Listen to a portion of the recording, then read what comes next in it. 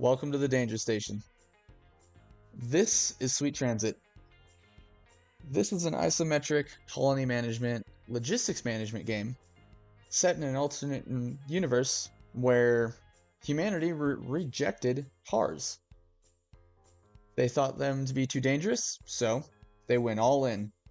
Trains and rails. In this game, you have access to a wide variety of trains. You have steam trains, you have diesel trains, jet-powered trains, and fully electric trains.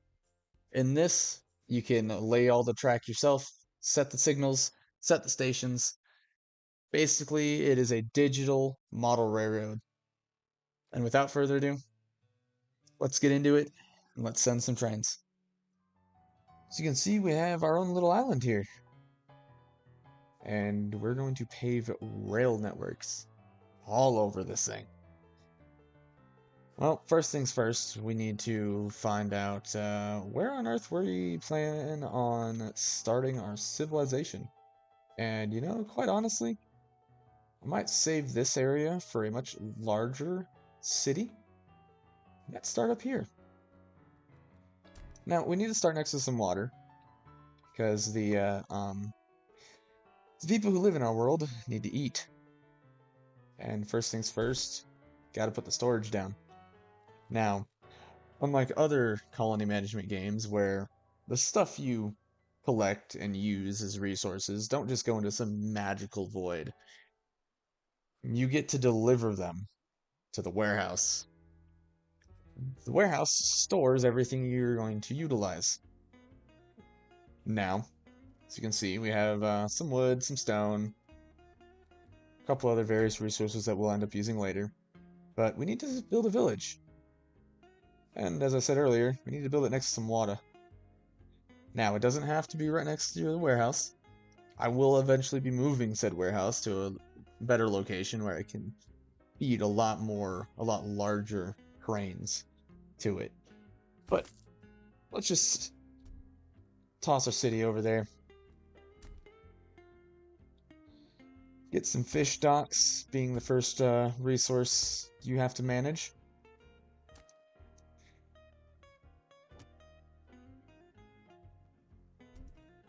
Get some pathing down from the city to the fishies. But now, let's get some storage for these guys. As you can see, you're getting renamed.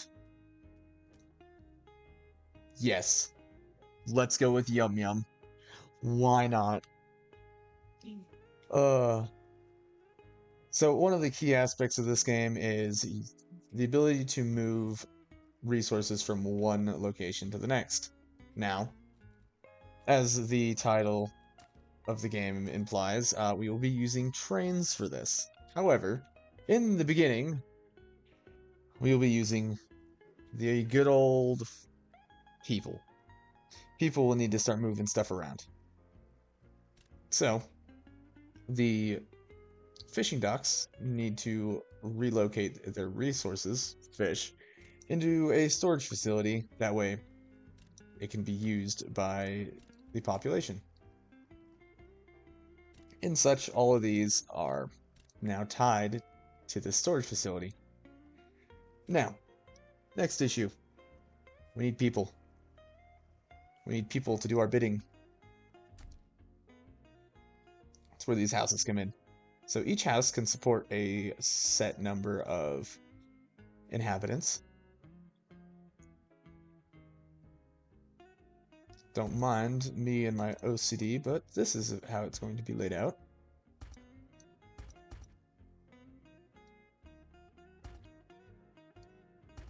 At least for now.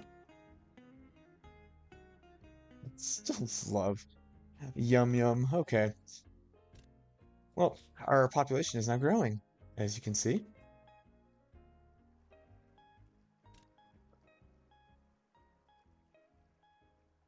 Ever so slowly, people are starting to find out that they need to eat and have jobs. So the white line here on the pathing tells me how far this facility can reach. So any houses that are highlighted in white along this white line are supplying workers. Now another issue that we don't have enough people. And in order to increase the number of people that we have access to, we need to provide them water. We need to satisfy all of their needs. So as you can see, we have a little red water symbol, and there are goods that these guys need in order to have more inhabitants. So simply placing down one of these water towers, look at that. Not only does it supply more jobs, more things for people to do, it also provides water. So now I have 15 people in some of these houses.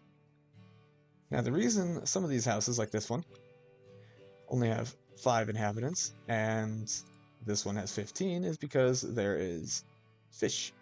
These guys are actually being fed. In order to expand the number of people that we can feed, just toss down a market. This market, again, provides jobs. There will be a reoccurring theme here. So, now that our laborers have access to fresh food, i.e. fish, we can watch them slowly grow, and the population gets larger and larger. Now, yes, this is a train game, and as of right now, the only form of locomotion we have is fish-powered feet. However, in order to get to trains, we need to unlock a few things. I'm sure, as you guys have seen, I've been unlocking things, and as of right now, we need to name this Angel Transit, because we're never safe around here with trains. Ah, another fun little thing the devs did. Every now and again, there will be this fun little newspaper that pops up, and yes, the YouTube compression might not allow you to read the fine print that you have here, but whoever reads the fine print, we just read headlines. So the colony I've started seeks to become a train utopia. That we will. That we will. Trains are the way forward. Always have been, always will. At least in America, they are the backbone of our industries. But I'll leave that up on the screen for a little bit. You guys can try to squint. I am recording this at 1080p. Let me know if you can read the fine print. Otherwise, here you go. You can read through it. I've read through all of them. Now, back to it. Let's get some trains. So over here in the goal unlock list, you can see our next goal is to reach a population of laborers. But this is for the town. However, for global, we need to reach a population of 250 laborers. This unlocks the coal mine. We need to increase the amount of houses we have, because as of right now, we are completely capped out. We can only have 180 right now. In order to build more houses, we need wood. I only had enough wood for one, which means we need more work. Ah, look, work. So in order to get more wood, we need to toss down a sawmill, which will utilize this nursery in order to grow more trees and provide us with more wood to have more people.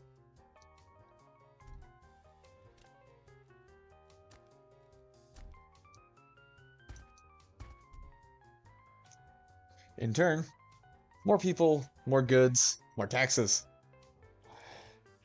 Yes, the wealth. That is how we actually lay our rails down. The higher our wealth, the more trains we can have. It's a win-win. Now, much like the fish, we need to transport by fish-powered feet to the warehouse. So simply just set the output storage over to the warehouse. But as you can see, um, fish-powered feet are very slow. They're not as efficient as locomotion. However, thankfully the devs did add a way to provide more fish-powered feet to make this a lot faster. Now, the facility I have here producing wood for my to build more houses has a set production limit. Later in the game, this can be increased with tools and fertilizer, but as of right now, it produces 60 planks of wood per minute. And this courier shack, while it only has 5 people working in it, can move 87 units per minute, meaning this is more than enough for this simple little sawmill. But look at them. Look at my fish-powered feet moving.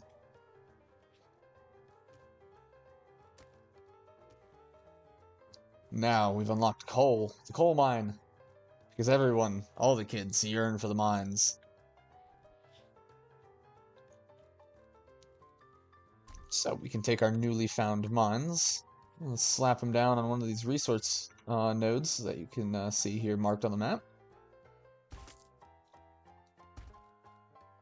Get a few of these down, and we can provide coal for our soon-to-be trains. There's quite a few steps before we can get to trains, sadly.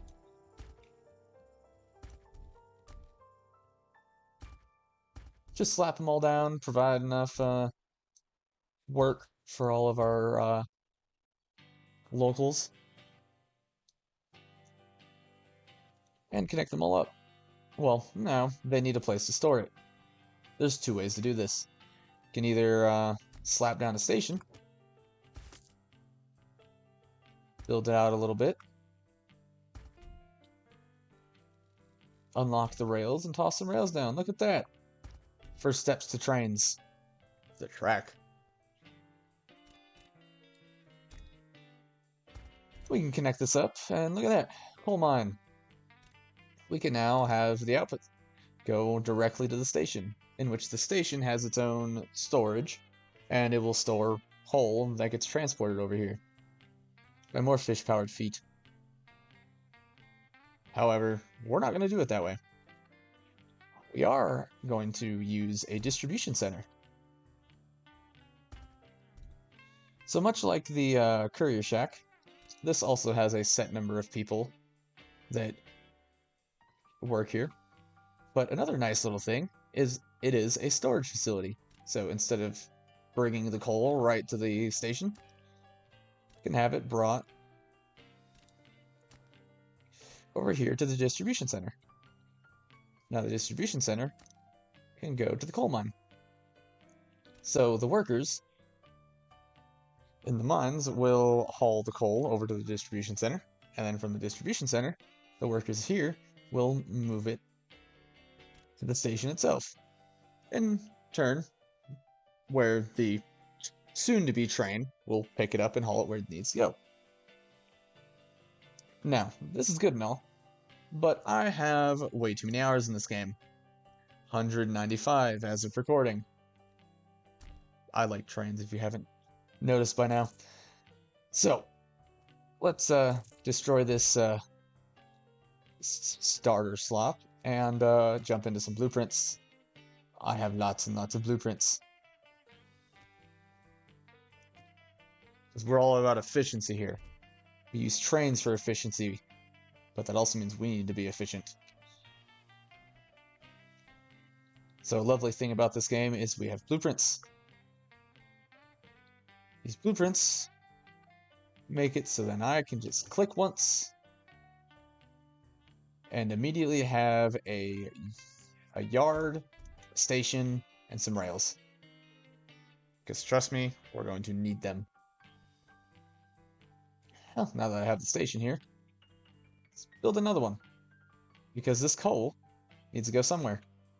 And as you can see up here in our global storage, we need coal.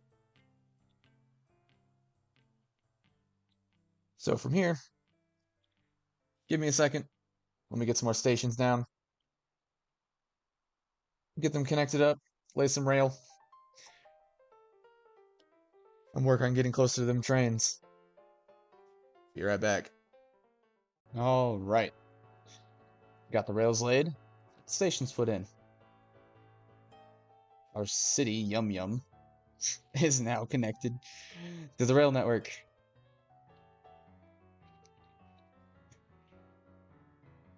Toss down a couple of the blueprints that I have.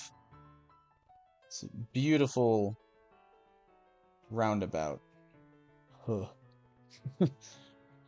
And a nice straight line over to this roundabout. Yeah, those will be going away very soon. Those will be getting demolished. Anyway, let's start getting some trains moving. So, in order to get some actual trains rolling, we need a train depot.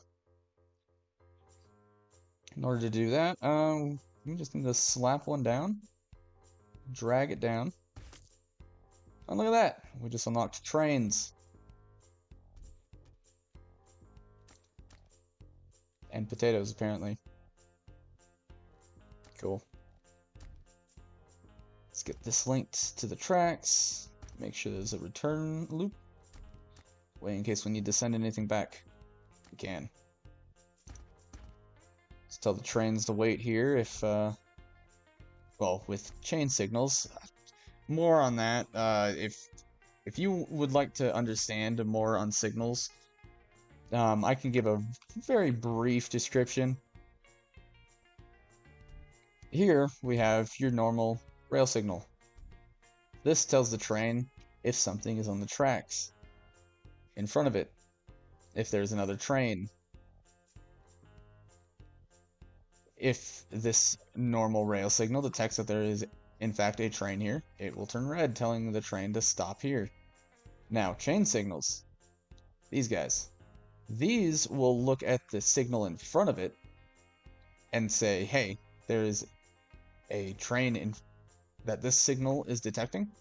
So do not go into this train signals block or any of the blocks in front of me.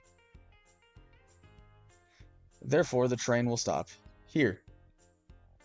Now, you can daisy chain these chains into a chain gang along the tracks.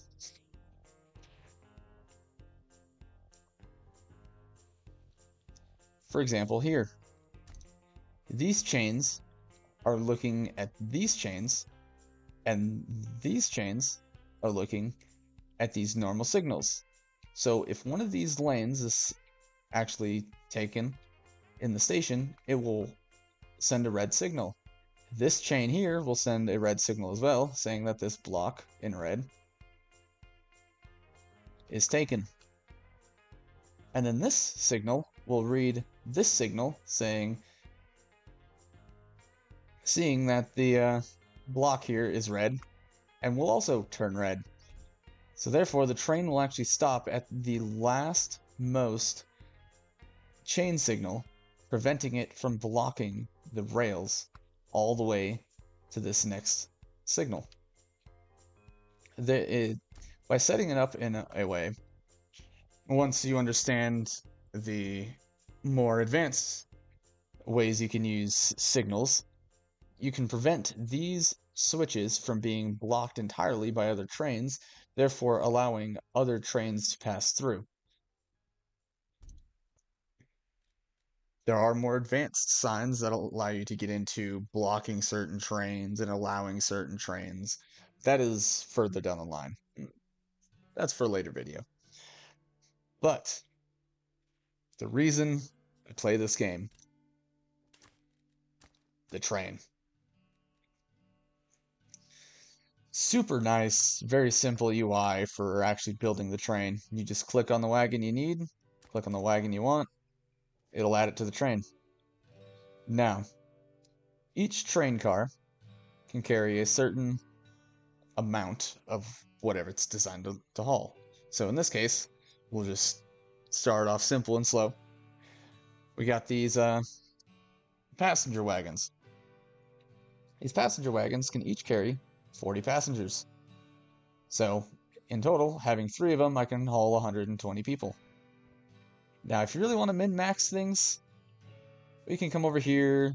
We can count how many we're going to need. So 40 per car, 40 per mine. We're going to need 5 mines here on top of the workers that are inside of this distribution center. So in total, we will need 6 cars. So let's get, we cannot have 6 cars. Okay. So as you can see, we can only build a train that is so many tiles long. In this instance, it is going to be 10.4 tiles long. The station we have placed has a maximum of 11. This should be fine. I mean, the train's going to run round and round. It's just going to run back and forth between our mines and our city, slowly hauling all of the workers from this station to this station. And now, with the white lines, as you can see, there's only one house that this station can reach, meaning this station only has access to the laborers inside of this house. So it only has access to 15 laborers. That is definitely not enough. So what we can do is expand. We can start building more housing.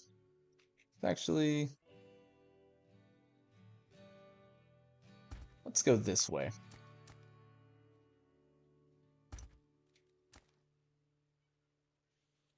So here, we will expand.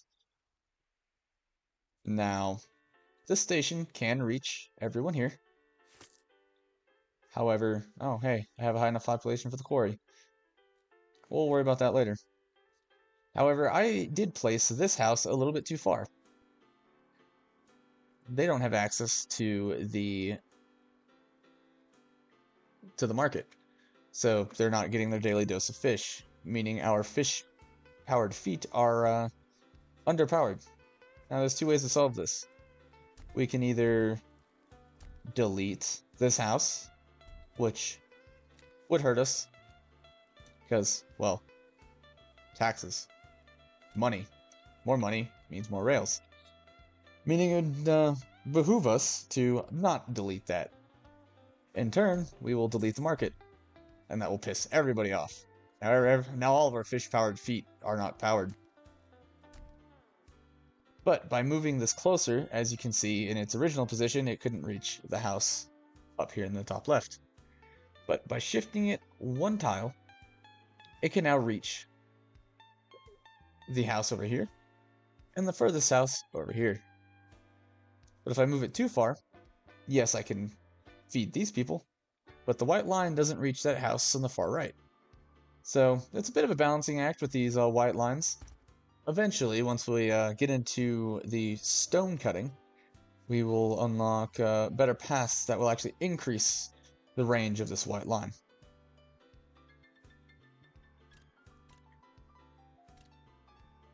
Ah, yes, 600 and almost 30. Perfect. But now we have plenty of labor for our new coal mines. Let's start moving them there. Oh, wait. We need a route. There's no route. And I can't select one because I haven't created one. So this is where we get into the logistics of the game. We can create a new route here. It already started us off on a blank route. You can select a color. The color is actually kind of cool. It'll actually color the trains and the passenger wagons. We'll just leave it red. So one way of adding stations is clicking on the destination here. However, this list right here will get extremely long. A much faster way to do that is this little shortcut, or what I usually do, that little arrow. Just click on a destination, and it will apply the destination here.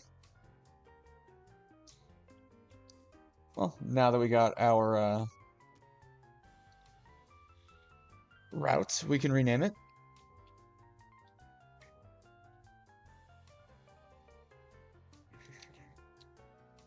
And trust me, renaming things will help you stay very organized because you will have a lot of routes. Because not only do I need one route for the passengers, the way I do it is I also need a route for the train itself. And in order to add a new train, one that doesn't haul passengers, click on the little green arrow and add what we need. Now you can just simply highlight over these. It'll tell you what kind of cargo it hauls. Now let's find the one, obviously the gondola wagon, that can haul coal.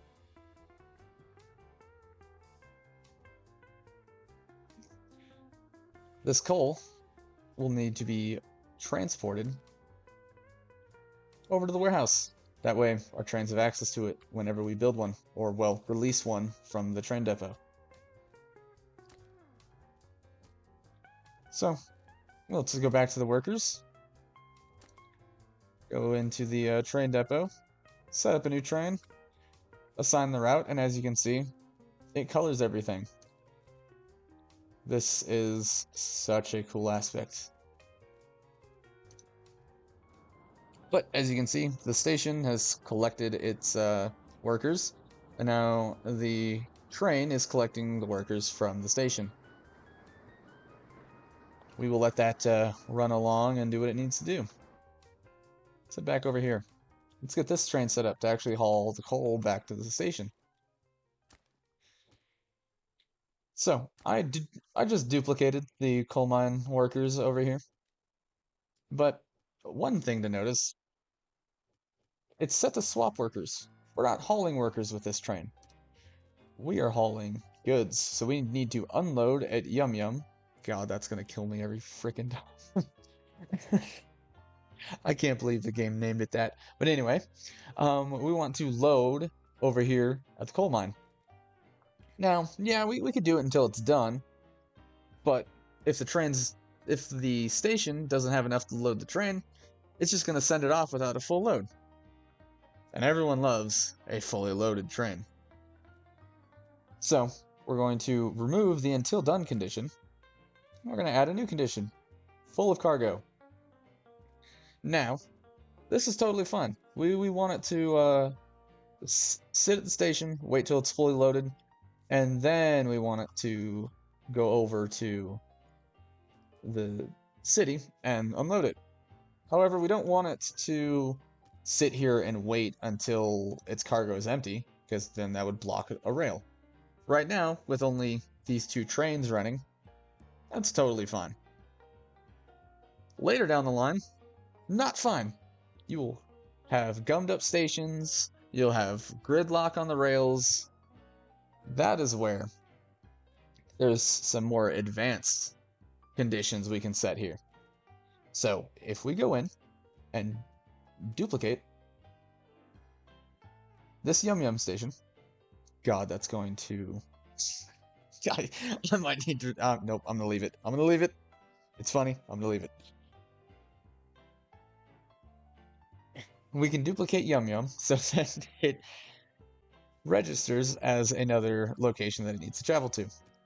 However, we can set this to optional. And then what I like to do is at least for goods trains, I like to move the station that it's loading from to the top. And this will make sense once we start getting more and more stations. This way, with this if-then statement, the train will go to the coal mine, it'll load till it's at 100%, and then it will check this condition. There's a short, nice little description here. If the condition is true, then it will go to whatever you have selected here. If it is not true, then it will just continue on to the next one. In this case, we want the train to check how much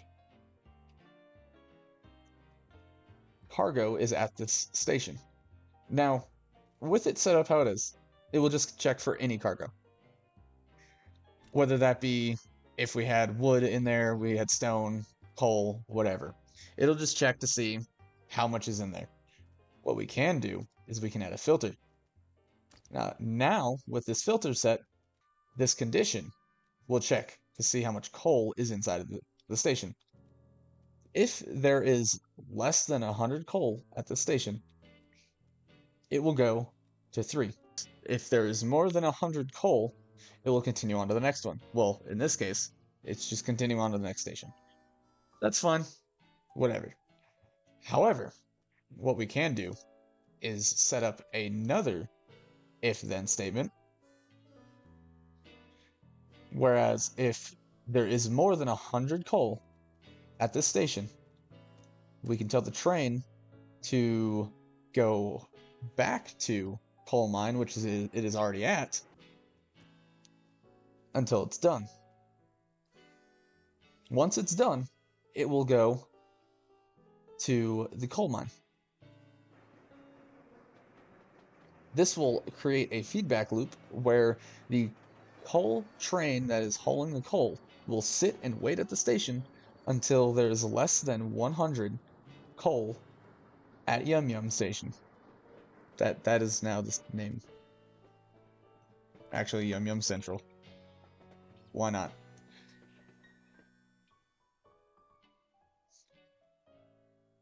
Once it reaches the station and delivers its coal, it will go back, load to 100%, and then wait. It'll just keep waiting, and waiting, and waiting. This is a great way to prevent your rail lines from getting completely clogged up. This way, the train just sits, waits, has a fully loaded consulus, and once it is done, it can send off once the station needs more coal. I am actually going to set it for a full cargo. So this way, it checks if the train is full,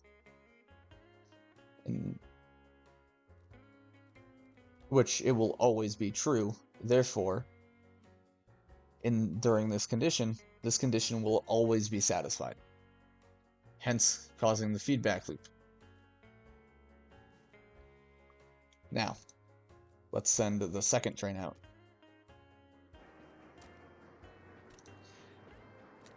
Seeing as these are the starter trains, they are very slow. But while this train is slowly making its way over there, we can read the next news of the rail.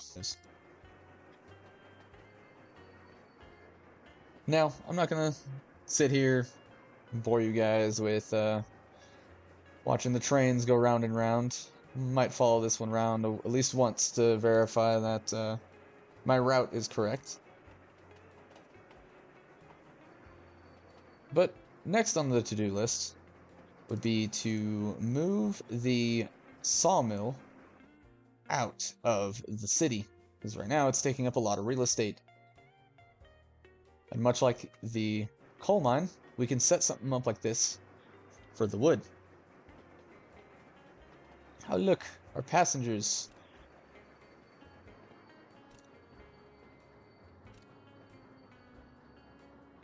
Ah yes, because the train isn't long enough, it can't supply enough people. So this is just going to run a little bit slower than the rest.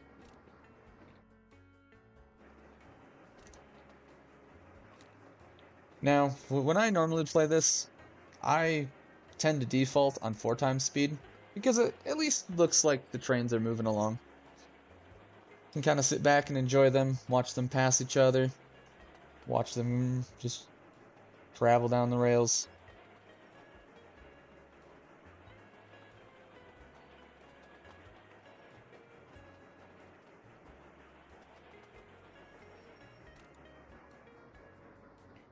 Yes, load with that black gold.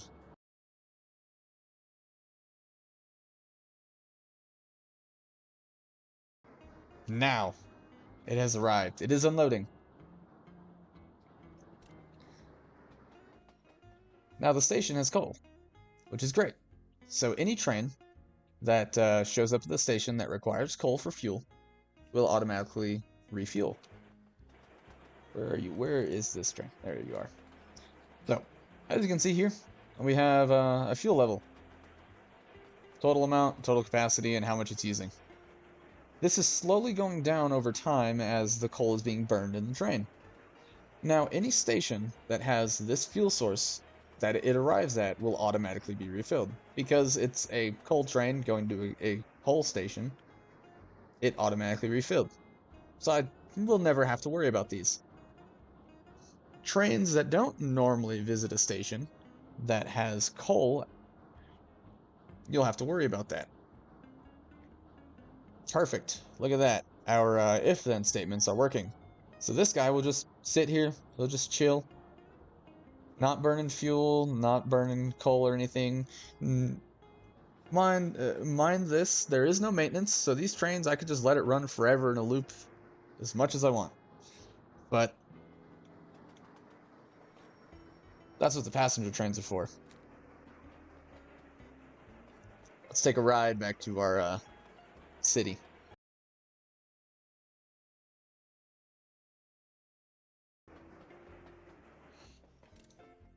And as you can see, we actually have less coal because the passenger train showed up and snagged some. Now, in order to get the coal from the station into the warehouse, that way we have coal here for whenever we build another train, we need more